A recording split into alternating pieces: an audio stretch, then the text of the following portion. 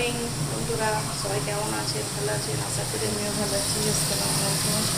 আজকে আমি সকালে উঠে আলুর তরকারি হচ্ছে।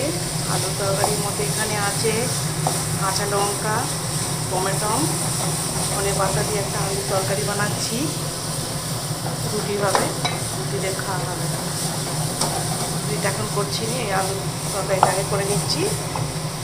দেখুন বন্ধুরা, আমি এখানে আদা বেটে রাখি। আপনারা কেউ কীরকম আদা বেটে রাখেন এই যে, তাহলে আমায় একটু বলবেন। আমি একটা রোজ রোজ বাটতে আমার একটু ভালো লাগে না, রান্নার সময় রোজ বাটতে একটু ভালো লাগে না, ওই জন্য আমি বেটে দিই। আর একটা জিনিস আপনাদের কাছে আমি শেয়ার করবো, আপনারা প্লিজ আমার সাথে থাকুন। আমি একটা জিনিস দেখাচ্ছি, দেখাচ্ছি।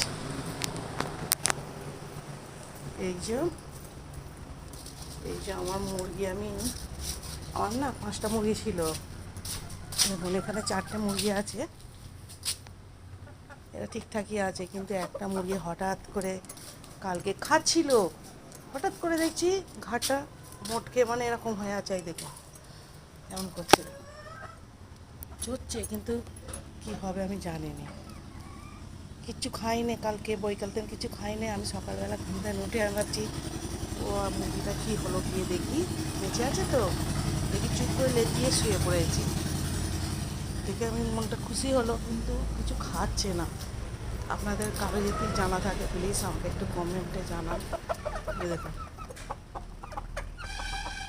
আরও একটু একটু ওরই মধ্যে খাচ্ছে, আমার কি মায়া লাগছে। প্লিজ আপনারা একটু বলুন কী করা যায়, কী খাওয়ালে ভালো হবে, আমাকে একটু বলবেন।